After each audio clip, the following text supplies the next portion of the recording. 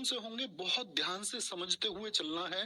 पहला प्रश्न है दोस्त हिंदी में, मूलतः वर्णों की संख्या कितनी है? वर्ण की अगर हम बात करें तो मैं आपसे बोलूं कि वर्णों की संख्या कितनी है, तो आप क्या कहेंगे? तो आप कहेंगे वर्णों की कुल संख्या भैया जी हम चुनेंगे आपका 52। 52 वर्ण होते हैं। किस तरह से 52 वर्ण होंगे दोस्त आपके? 11 तो होंगे आपके स्वर, 11 तो होंगे आपके स्वर। व्यंजनों की कुल संख्या मुझको बताइए कितनी होती है सारे साथी? तो व्यंजनों की कुल संख्या आप कहेंगे 33 होती है जी। कितनी होती है व्यंजनों की कुल संख्या? 33 होती है। फिर आते हैं हमारे संयुक्त व्यंजन, क्या आएगा आपका? फिर आते हैं हमारे संयुक्त व्यंजन। और ऐसा हो सकता है कि बोर्ड ये नया है कि आपको शायद थोड़ा राइटिंग का इशू आज हो सकता है, ठीक है, वो फिर थोड़ा बोर्ड घिस जाता है तो साफ राइटिंग भी आ जाएगी। संयुक्त व्यंजन के बाद में आपका दोस्त उत्क्षिप्त व्यंजन की संख्या कितनी होती है? सारे साथी बताएंगे। उत्क्षिप्त व्यंजन की संख्या कितनी होती है? तो आप कहेंगे उत्क्षिप्त व्यंजन हमारे 2 होंगे जी। और मैं आपसे बोलूं अयोगवाह वर्णों की संख्या कितनी होगी? तो आप कहेंगे अयोगवाह की संख्या भी भैया 2 होगी। कितनी होगी? 2 होगी। अब देखना बड़े ध्यान से, स्वरों की संख्या जो 11 होती है, वैसा नहीं कि स्वर, अभी बस इतना स्ट्रक्चर जान लीजिए, क्रम से सब कुछ जान जाओगे। बस मुझको ये बताइए उत्क्षिप्त व्यंजन कौन कौन से होते हैं? इसको बोलना है अडा, डे नहीं, डे नहीं कहना है, अडा और अढ़ा। डे और ढे आपके ये हैं, ये है अडा और अढ़ा। बस अयोगवाह बताइए कौन कौन से हैं? तो अयोगवाह आप कहेंगे अनुस्वार और विसर्ग। इनके नाम जान लीजिए, अनुस्वार और विसर्ग, सिर्फ इतना भर जानना है। 52 लिखेंगे। लेकिन दोस्त यदि प्रश्न आ जाए, आपसे क्वेश्चन पूछ ले कामता प्रसाद के अनुसार, कामता प्रसाद के अनुसार वर्णों की संख्या कितनी है, तो क्या कहेंगे? तब हमारा उत्तर 52 नहीं होगा। तब आपको उत्तर लिख के आना है कामता प्रसाद के अनुसार वर्णों की संख्या भैया जी हम परीक्षा में यदि पूछेगा तो 43 कहेंगे। कितना? 43 जब हमारा आंसर होगा 43, 45 भी नहीं, 43 आगे आएंगे। अगले प्रश्न पर आएंगे। भाषा की सबसे छोटी इकाई को क्या कहा जाता है? भाई मैं बोल रहा हूं तो ये क्या है? भाषा है। आप अंग्रेजी बोलेंगे तो वो एक भाषा होगी, ऐसी हिंदी में हम जो बोल रहे हैं। तो मैंने बोला बोल, तो बोल, बोल क्या है? ये हिंदी का एक शब्द हो गया। तो ये मैंने इसको लिख दिया। अब लिख दिया तो इसी को बोल रहा भाषा की सबसे छोटी इकाई वर्ण। भाई जो हम बोलते हैं वो क्या होती है? वो ध्वनि होती है। वो ध्वनि होती है तो वर्ण होती है सबसे छोटी लिखित इकाई। सबसे छोटी, पूरी परिभाषा समझे, सबसे छोटी लिखित इकाई। अभी तक मैं बोल रहा था, अब मैंने इसको लिख दिया। तो सबसे छोटी लिखित इकाई कौन सी होगी आपका? वो होगी वर्ण। यानी कि मैं जो बोल रहा था, याद रख लेना, ध्वनि को लिखित रूप देना क्या कहलाता है? ऐसे प्रश्न पूछा गया है। ध्वनि को लिखित रूप देना, ध्वनि को लिखित रूप देना ही क्या कहलाता है? वर्ण कहलाता है, वर्ण।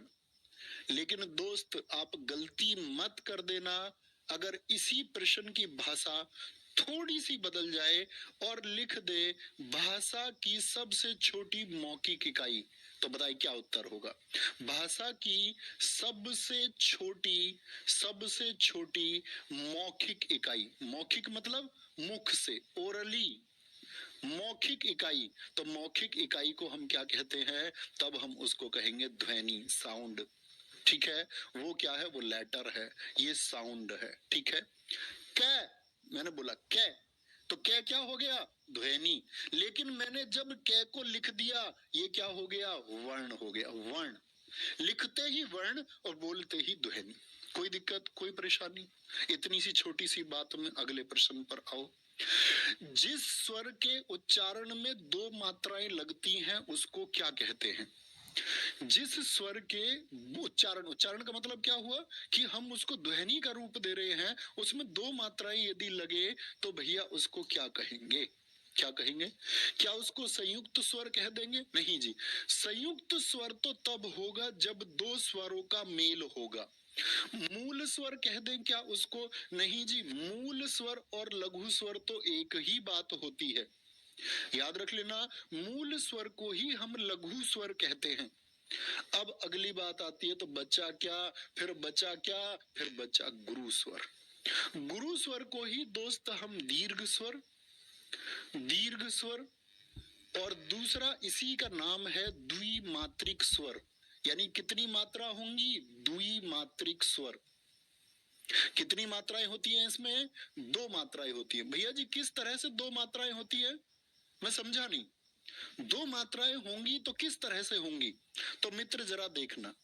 देखो स्वरों की कुल संख्या मैं आपसे पूछूं जरा कितने होते हैं, बताएंगे स्वर कितने होते हैं भाई साहब? आप कहेंगे भैया जी स्वर होते हैं हमारे कुल 11 स्वर होते हैं हमारे 11। कौन कौन से स्वर होते हैं? पहले मैं लघु स्वरों को लिख देता हूं। आ, छोटी ई, छोटा उ, री। री बोलोगे हमेशा, क्या बोलेंगे, री। अब मैं आपसे बोलूं, अब मैं दीर्घ स्वरों को लिख देता हूं। दीर्घ आ, दीर्घ ई, दीर्घ उ, और आपका ए, दीर्घ ए, ओ, और साथ में आपका दीर्घ ओ। ये क्या है आपके, ये सारे के सारे अगर मैं बात करूं, इनको हम मूल कहेंगे, इनको ही दोस्त हम लघु कहेंगे, इनको ही दोस्त हम एक मात्रिक कहेंगे, क्योंकि इन सब की कितनी मात्रा होती है। छंद जब मैं आपको सिखाऊंगा तब मात्राएं गिननी भी सिखाऊंगा कि कैसे मात्राएं आप गिन सकते हैं आसानी से। और इसकी मैंने आपको बात बताई, ये सारे के सारे क्या हैं, ये दीर्घ स्वर हैं। तो मुझे बताइए दीर्घ स्वरों की कुल संख्या कितनी होती है, कुल संख्या कितनी होती है? और मुझे आप बताइए मूल स्वरों की कुल संख्या कितनी होती है? तो मूल स्वर आप कहेंगे 4, और दीर्घ स्वर यदि आपसे पूछ ले तो 7 होंगे।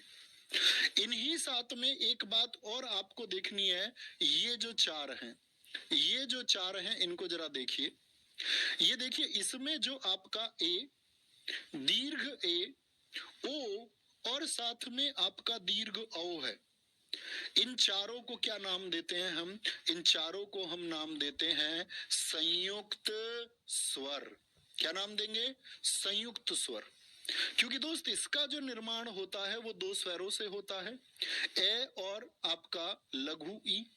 फिर इसको देखिए, ए धन ऊ से इसका निर्माण होगा। अब देखिए जो बड़े वाले हैं भाई, ए तो सबके साथ होगा, ए और ए को तो याद ही नहीं रखना, ए सभी के साथ में है। ए की प्रकृति कैसी है, घुमावदार, तो इसके साथ कौन सा घुमावदार अक्षर। ओ की प्रकृति कैसी है, देखिए ओ, तो इसके साथ में ऊ। अब जो दीर्घ है उसके साथ सिर्फ लघु वाले को ले लीजिए, यानी कि ए के साथ क्या आएगा, ए। तो मैं आप सबसे पूछना चाहूंगा इस ए के साथ में क्या आएगा।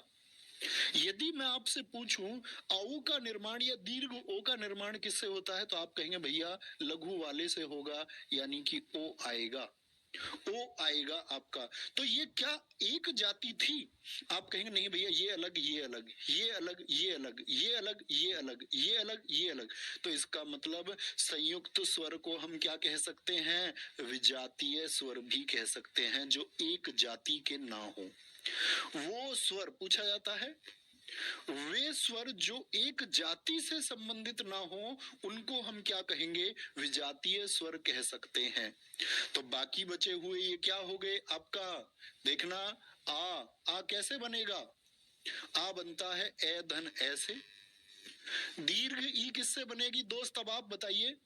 या मैं बोलूं दीर्घ ऊ किससे बनेगा, तो आप कहेंगे ई धन ई से बनेगा, और ऊ बनेगा ऊ धन ऊ से। यानी ये एक जाति है या नहीं है, ये एक जैसे हैं या नहीं है। तो आप कहेंगे भैया इनको हम यदि आपका नाम दे दें सजातीय स्वर तो हम गलती तो नहीं कर रहे, बोलो यस और नो। आप कहेंगे नहीं भैया हम गलती नहीं कर रहे।